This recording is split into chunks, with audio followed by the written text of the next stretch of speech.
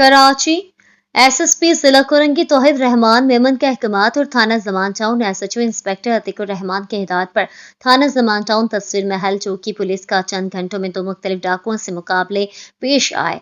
Police और डाकुओं के दरमियान मुकाबले के दौरान दो डाकुओं को जख्मी हालत में गिरफ्तार कर लिया गया। इस हवाले से मजीद तफसीलात जानते हैं कराची से हमारे नुमाइंदे जावेद महमूद आराई से।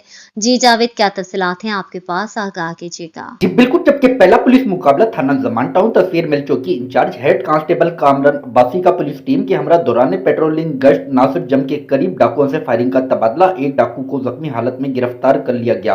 असला, एक पिस्तौल और मोबाइल फोन बरामद कर लिया गया। मुलजिम का दूसरा साथी पुलिस पार्टी पर फायरिंग करते हुए फरार हो गया।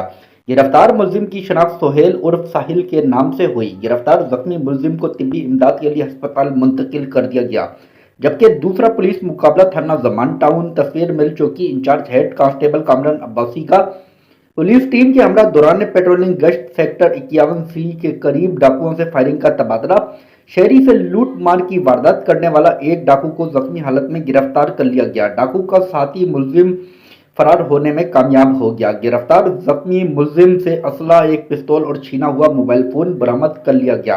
गिरफ्तार मुलजिम की शनाख्त आसिम उर्फ अर्शी के नाम से हुई। गिरफ्तार जख्मी मुलजिम को तिब्बी इमदाद के लिए अस्पताल मुंतकिल कर दिया गया। जी।